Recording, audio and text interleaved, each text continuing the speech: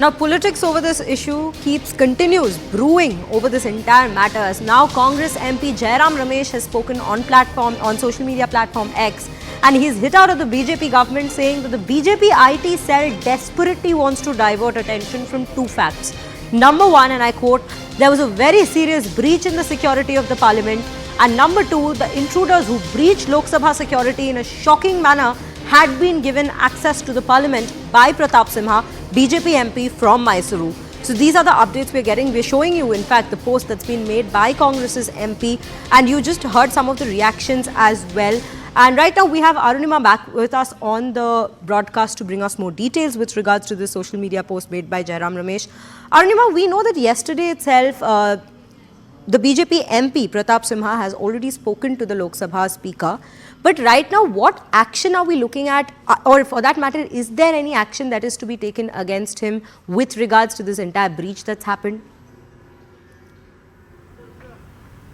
Well, I doubt there will be any action against Pratap Simha. Even when I have been speaking to opposition MPs, Karti Chidambaram, for example, or Bahujan Samajwadi Party and Congress MPs from Lok Sabha and Rajya Sabha, all of them are accepting that yes, as a matter of protocol, one should only issue passes for people you know personally, or you can verify their credentials personally. But a lot of constituency people also come to these MPs saying we want to see the new parliament building, or we want to see how Lok Sabha and Rajya Sabha operate. To have personal knowledge about all your constituency members is not practically possible for any MP. That's what most of the parliamentarians told me. So in that background, will opposition also push for action against Pratap Simha? We'll have to wait and see. But what is government's overall strategy going to be? Will the Home Minister make a statement on the floor of the House? So far, there is no indication. But let me bring in Aman Sharma on that. Aman, the government is under pressure. Opposition since yesterday in Rajya Sabha, the opposition walked out. In Lok Sabha, they are demanding answers from the PM, from the HM. Jairam Ramesh also tweeting about it. Is the government going to make a statement, or will they allow the opposition to vent and business as usual? I think Arunima, the factual statement will need to be made. By who we don't know, but this inquiry being ordered last night, police arresting certain number of people, what happened exactly in Parliament yesterday, I think that has to be laid in. We saw a press release yesterday, last night to the Home Ministry, but somebody will have to place it on record on the House of the, in the House. So we'll see who puts that.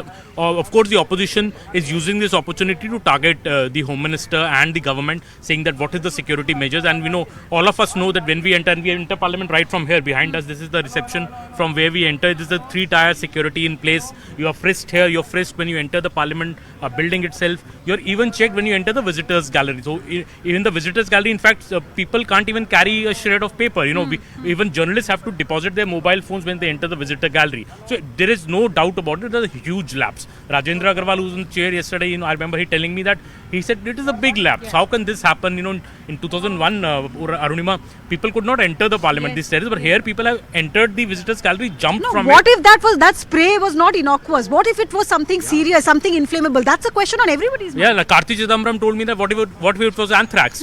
Though I spoke to some sources here, they say obviously, they were hiding that canister inside their shoe. So obviously, if it is not an explosive, it is not something, it will not be caught in the door frame metal detector. And handheld metal detectors really nobody goes and tilts your shoe. But today what we're hearing, even shoes are being checked of people who are entering. So we'll just go in shortly and find out exactly how the drill is happening today. But of course, enhanced measures will now be put in place. But even in the week I've been in Parliament, Arunima, last week, there were enhanced measures. They have this facial recognition. Your pass barcode is checked and your face props up on these machines, and then only they allow you entry. So the measures are all there. Maybe it's an issue of the machinery being there, but the men maybe not being so rigorous. No, the fact that this is what investigation has really thrown up, that the men actually came here last session, did a thorough recce, and that's when who's being called the lead mastermind, he went back and told his group that juta check nahi karte hain. So they actually looked at loopholes within the security measures and tried to exploit that. But coming back to the politics of it all, however much the government might say that things are under control, we are investigating, this is like the opposition getting an issue in their hand on national security to beat the government with. Absolutely. Even some BJP MPs were privately telling me yesterday, this is a big embarrassment. We can't really, nobody can justify this. I'm sure even the government realizes it, that, this can't be justified. This is something which is a serious security lapse, perhaps one of the most biggest security lapses in recent times. I can't think of anything else where people can smuggle in something. And then also those visuals inside Parliament, Arunima, where people are, the smoke is up there, the MPs are running helter-skelter, somebody is catching him, somebody is beating him. But this is panic, inside inside the parliament. This is something which reflects very poorly. This has made international news today. And I also wanted to point out, Aman, the fact that it was a plastic canister and therefore the door frame metal detector could not catch it. One very high-ranking officer who was with the security establishment said, what if it was a plastic grenade? What do you do if somebody carries a plastic grenade? So there are a lot of questions that this incident has thrown up, and the opposition is demanding a threadbare discussion on the floor of the House. Government sources say that ultimately it's the Speaker who's the custodian, so we'll have to wait and see what he allows.